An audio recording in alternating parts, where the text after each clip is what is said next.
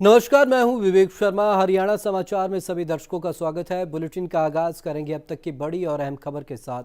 33 विधानसभा और 3 लोकसभा में हुए उपचुनावों के नतीजे में आए परिणामों के नतीजों ने जहां एक और बीजेपी को झटका दिया है, वहीं दूसरी ओर बाकी राजनीतिक दलों को राहत की सांस लेने का मौका दिया है। इन परिणामों को लेकर हरियाणा कांग्रेस और इनेलो की बाँछें खिल गई हैं। लड्डुओं का स्वाद लेते कांग्रेस प्रदेश अध्यक्ष अशोक तंवर उपचुनाव के नतीजों के बाद काफी खुश हैं। तीसरी बार हरियाणा में सत्ता का सपना संजोए कांग्रेस पार्टी को लग रहा है कि इन नतीजों से उनकी राह आसान हो जाएगी। अशोक तंवर के मुताबिक नतीजों ने निश्चित तौर पर नेता और कार्यकर्ताओं का उत्साह बढ़ाया है। इसके साथ जनता ने एक बार फिर कांग्रेस में अपना भरोसा जताया है। उपचुनाव के नतीजे बहुत ही, मैं समझता हूँ कि उत्साहवर्धक है। और खासतौर से अगर हम देखें कि आज से 3-3.5 महीने पहले जिस तरीके का जनादेश एनडीए को मिला, भारतीय जनता पार्टी को मिला, और उसके तुरंत बाद जितने भी बाई इलेक्शन हुए हैं, आज की अगर हम छोड़ दें तो 21 में से 14 जगह जो पहले बाई इलेक्शन हुए उनमें करीबन 14 जगह हम पहले जीते। और आज भी मैं समझता हूं कि चाहे राजस्थान की बात करें, चाहे गुजरात की बात करें, चाहे उत्तर प्रदेश की बात करें, कांग्रेस और कांग्रेस के सहयोगी दलों को या जो लाइक माइंडेड पार्टी हैं, चाहे समाजवादी की हम बात करें, तो मैं समझता हूं कि जो सांप्रदायिक ताकतें हैं, जातिवादी ताकतें हैं, उनको कमज़ोर करने का काम देश की जनता ने इन प्रदेशों में किया। प्रदेश के दूसरे सबसे बड़े सियासी दल इंडियन नेशनल लोक दल ने भी इन परिणामों का स्वागत किया है। इनेलो सांसद दुष्यंत चौटाला ने कहा कि यूपी में भाजपा को जिस तरह से झटका लगा है, उसे साबित हुआ है कि जनता अपना नुमाइंदा क्षेत्रीय पार्टी को बनाना चाहती है। दुष्यंत ने कहा कि हरियाणा में भी जनता कांग्रेस और भाजपा के बजाय इनेलो को ही अपना बहुमत देगी।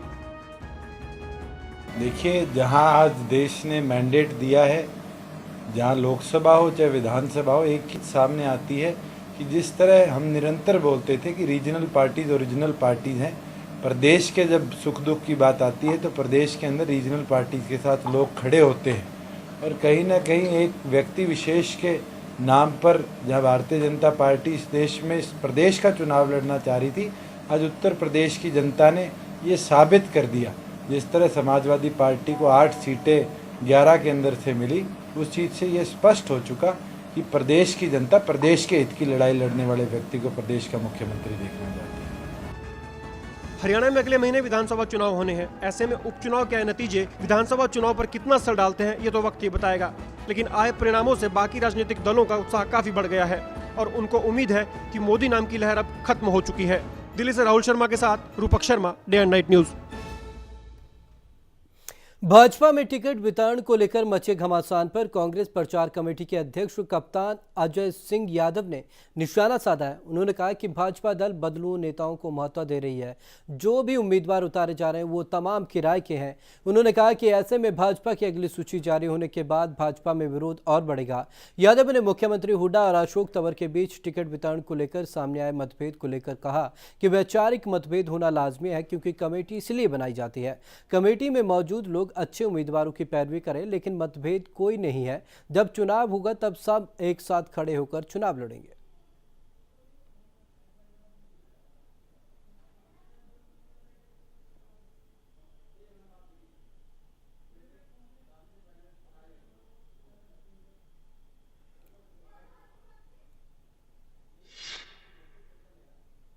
तो उसमें वैचारिक मतभेद होते ही हैं।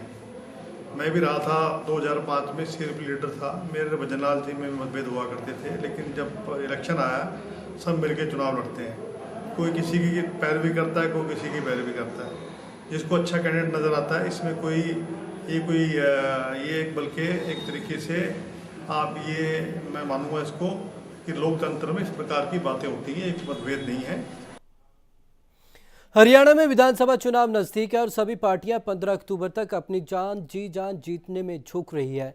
सभी पार्टियां कार्यकर्ताओं को अहम जिम्मेदारियां सौंपकर जनता तक अपनी नीतियां पहुंचाने में जुटी हैं।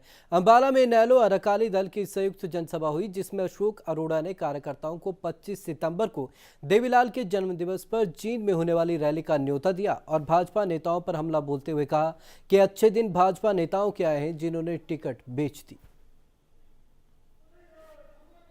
हरियाणा में 15 अक्टूबर को विधानसभा चुनाव होने जा रहे हैं, इसलिए सभी पार्टियां अब कोई मौका सत्ता में आने का नहीं छोड़ना चाहती।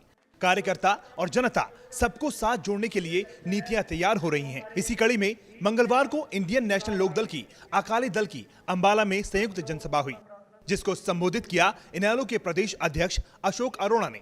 अशोक अरोड़ा ने कार्यकर्ताओं से अपील की है कि 25 सितंबर को देवीलाल के जन्म दिवस पर जींद में होने वाली रैली में ज्यादा से ज्यादा संख्या में पहुंचकर जीत की नींव चुनावों से पहले रखने में काम करें, चुनावों से पहले रखने का काम करें।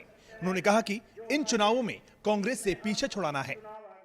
ये रैली ऐसे समय में आई है कि जबकि चुनाव की घोषणा हो चुकी है, और मैं तो कार्यकर्ता साथियों आपसे यही कहूंगा कि 10 साल तक जो तुमने मेहनत करी, 10 साल तक जो सड़कों पे आके आपने लड़ाई लड़ी, साथियों ये विपक्ष की आपकी आखिरी रैली होगी।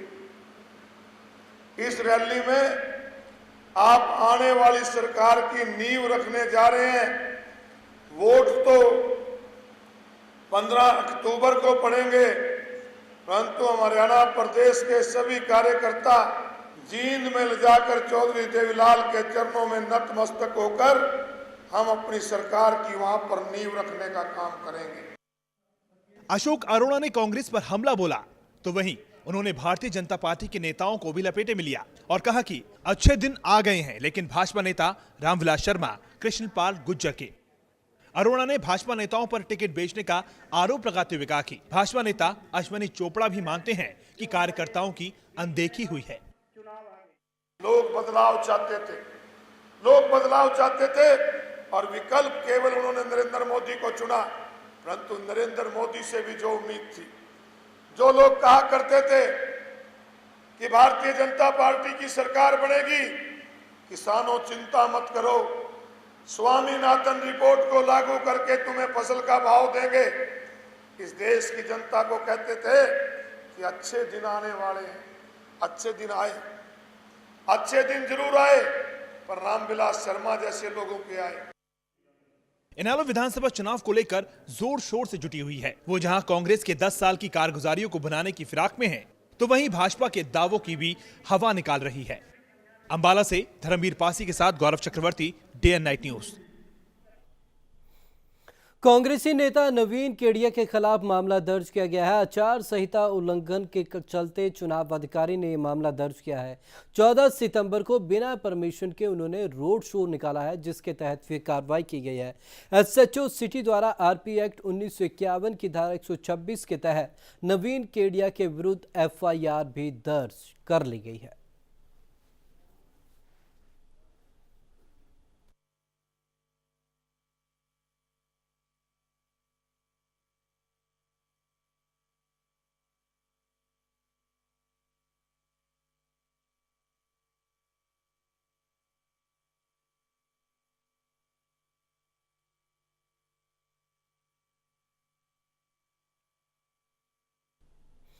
हरियाणा में विधानसभा चुनावी बिगुल बजते ही नेताओं ने पार्टी से पहले ही अपनी अपनी दावेदारी जतानी शुरू कर दी है।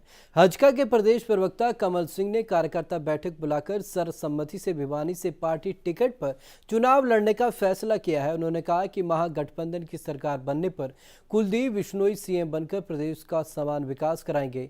हजका अभी महागठबंधन की बाट में अपनी टिकटों की घोषणा नहीं कर रही है, लेकिन हजका नेता उससे पहले ही अपनी दावेदारी जताने में जुट गए हैं। कमल सिंह ने कहा है कि भाजपा धोखेबाज, कांग्रेस ठगने वाली पार्टी है और इनेलो की राज को लोग भूले नहीं हैं।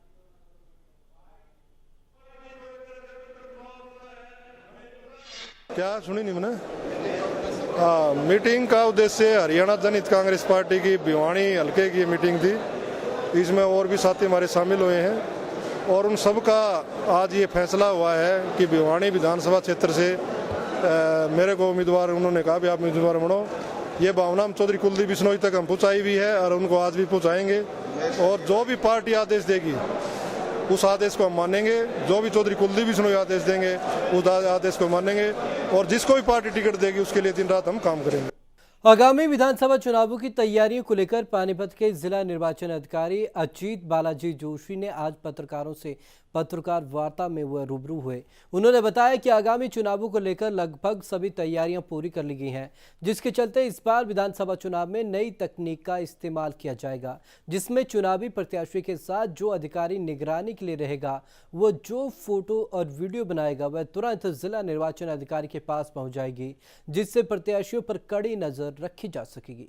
यही नहीं, इस बार हर प्रत्याशी 28 लाख रुपए तक चुनाव प्रचार में खर्च कर सकता है, जिसके लिए निर्वाचन फॉर्म भरते हुए प्रत्याशी का एक आधिकारिक बैंक खाता खोला जाएगा, जिसमें प्रत्याशी को अपने खर्च का सारा ब्यौरा देना होगा।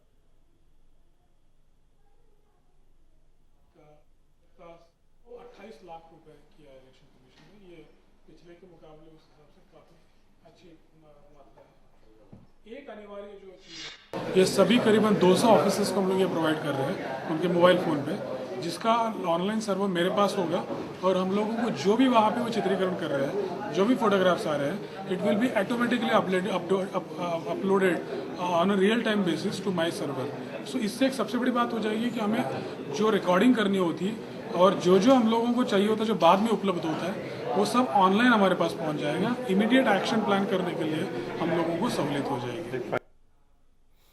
मनीमाजरा लाइट पॉइंट में हुए सड़क हादसे में एक साइकिल सवार युवक की मौत हो गई, जबकि अन्य 2 बुरी तरीके से घायल हो गए, जिन्हें इलाज के लिए पीजीआई भर्ती कराया गया है। मौके पर पहुंची पुलिस ने सीटीयू के ड्राइवर कनन चंद को गिरफ्तार कर लिया है। मनीमाजरा थाना प्रभारी चरणजीत सिंह ने बताया कि घटना सुबह करीब 10 बजे घटी, जब विपरीत दिशा से आ रही स्कूटी सवार महिला को बचाने के चलते 25 वर्षीय साइकिल सवार अजय कुमार बस की चपेट में आ गया और उसकी मौके पर ही मौत हो गई, जबकि एक्टिवा चालक और सड़क किनारे फल बेचने वाली बैठी एक महिला बुरी तरीके से घायल हो गई, जिन्हें इलाज के लिए पीजीआई भर्ती किया गया है। फिलहाल पुलिस ने बस ड्राइवर को गिरफ्तार कर जांच शुरू कर दी है।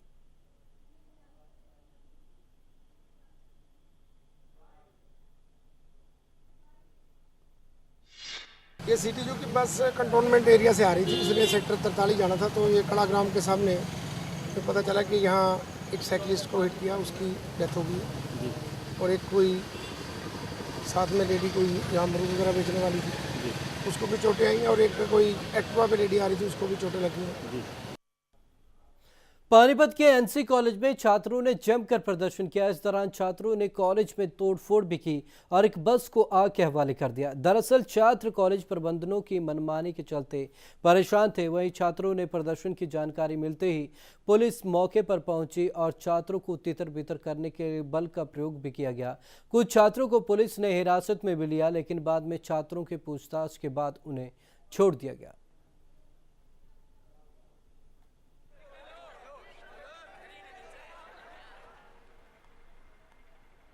यहाँ पे क्या है, सैटरडे संडे को सेशनल्स कर दिए गए हैं। गेट 9 बजे बंद हो जाएगा, फिर 4:30 बजे सीधा खुलेगा। कोई बीच से आ नहीं सकता, जा नहीं सकता। ये सब बहुत ज़्यादा दिक्कत है। ब्रेक का इतना कम कर दिया है, बच्चों के ऊपर बहुत ज़्यादा दिक्कत आ गई है। अब फाइनल ईयर के स्टूडेंट्स हैं, उन्हें टाइम चाहिए अपने लिए प्रिपेयर करने के लिए। एनसी कॉलेज में जो डायरेक्टर है एंड जो मैनेजमेंट है वो अपनी चला रहे हैं, वो अपनी जो बातें हो थोप रहे हैं बच्चों के रूल रेगुलेशन, तो ये नहीं चलेगा। आर्मी रूल है सारे, जैसे भाई 4 बजे कॉलेज तक बंद रहेगा और 9 बजे खुलेगा, फिर गेट बंद रहेगा, खुलेगा नहीं, मतलब गेट पूरा दिन। हम बाहर के रहने वाले बंदे हैं, बीच में लंच करना भी होता है, बाहर से मतलब घर से कैसे लेके आए, कोई है ही नहीं। आया सूचना मिली थी कि बच्चे कॉलेज में स्ट्राइक है और बच्चे कुछ आग लगा रहे हैं। यहाँ आए थे, लेकिन यहाँ जब आए हमारे साथ कोई ऐसी बात नहीं थी। बच्चे बैठे हुए थे, डायरेक्टर साहब से बात करना चाह रहे थे, डायरेक्टर साहब अभी पहुँचे नहीं है। वो आएंगे, बातचीत कर लेंगे बच्चों से। क्या आरोप लगाने से नहीं होगा, आप जो सही बात है, आप जब मेरे से बात करेंगे पता लगेगा। बच्चों के साथ मैं डायरेक्ट कांटेक्ट करना चाहता हूं। और अगर आप देखिएगा कि एक नोटिस पब्लिश की हुई है, हर एक स्टूडेंट क्लास का एक सीआर और एक एसीआर आइडेंटिफाई करके अभी करवाया है कि वो मेरे से डायरेक्टली बात करेंगे। गुड़गांव और फरीदाबाद में एयरफोर्स के आयुध डिपो के प्रतिबंधित दायरे में अवैध निर्माण के मामले में हाईकोर्ट का रुख सख्त दिखा। कोर्ट द्वारा गुड़गांव और फरीदाबाद के निगम आयुक्तों को फ्रेश कंस्ट्रक्शन न रोक पाने को लेकर गहरी असंतुष्टि जताई गई और उन्हें नोटिस भेजकर जवाब देने को कहा गया। कोर्ट ने यह भी कहा कि क्यों न उनके खिलाफ कोर्ट की अवमानना का मुकदमा चलाया जाए। गौरतलब है कि गुड़गांव स्थित एयरफोर्स के आयुध डिपो और फरीदाबाद स्थित एयरफोर्स स्टेशन के प्रतिबंधित 900 मीटर और 100 मीटर दायरे में हाईकोर्ट ने किसी भी निर्माण पर प्रतिबंध लगा रखा है। बावजूद इसके यहां निर्माण कार्य जारी है। इस मामले को लेकर 2 महीने में निगम आयुक्तों का स्टेटस रिपोर्ट देनी होगी।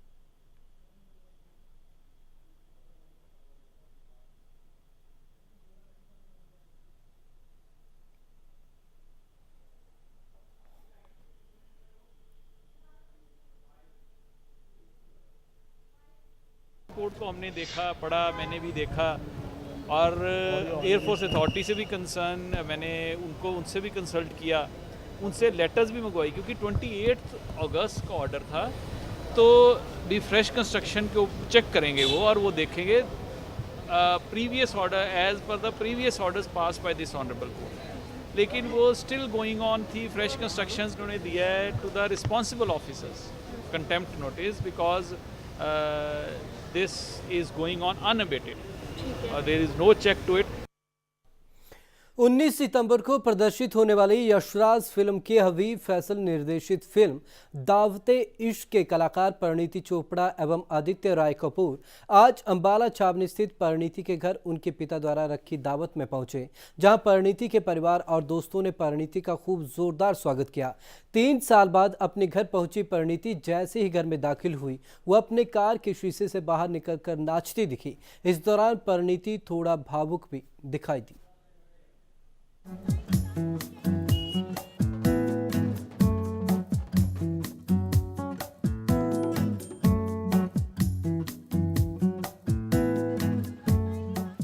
आज दिन भर हरियाणा में परिणीति चोपड़ा ने अपनी आने वाली फिल्म दावते इश्क की प्रमोशन अपने सह कलाकार आदित्य राय कपूर के साथ की।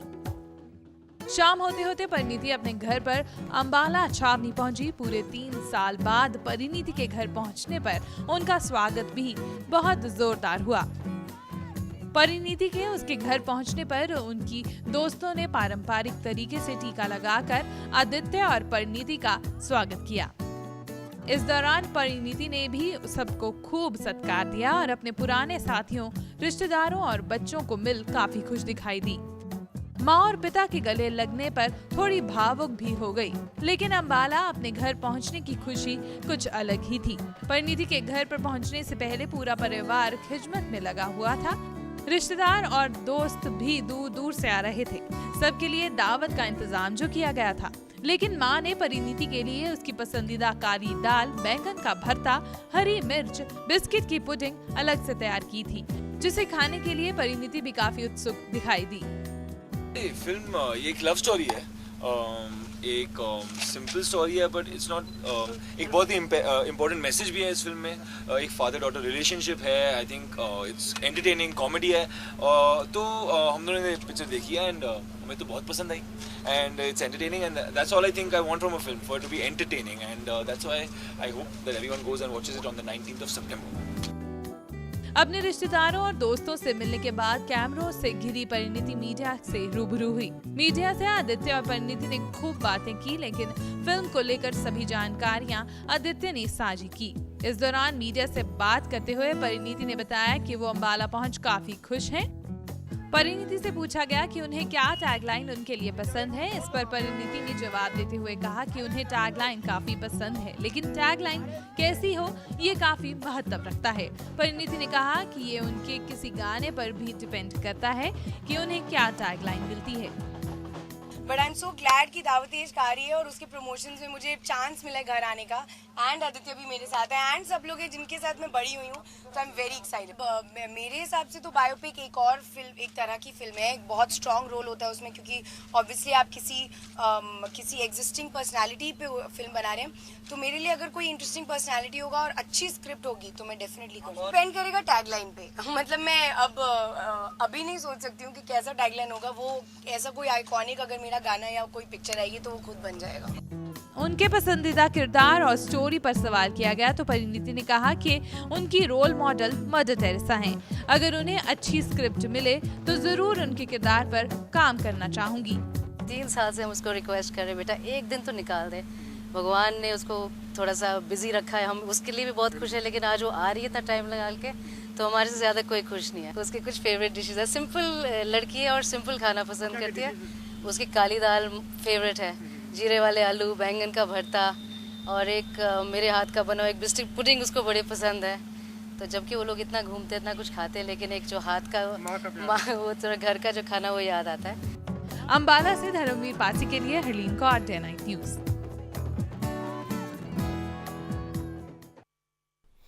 हरियाणा समाचार में अब तक के लिए बस इतना ही। विवेक शर्मा को दीजिए इजाजत। नमस्कार। खबरों की दुनिया में आइए हमारे साथ, कहीं भी और कभी भी जुड़िए। हम मिलेंगे फेसबुक पर, हम दिखेंगे यूट्यूब पर, हमें फॉलो कीजिए ट्विटर पर। खबरों के साथ बने रहिए रात दिन।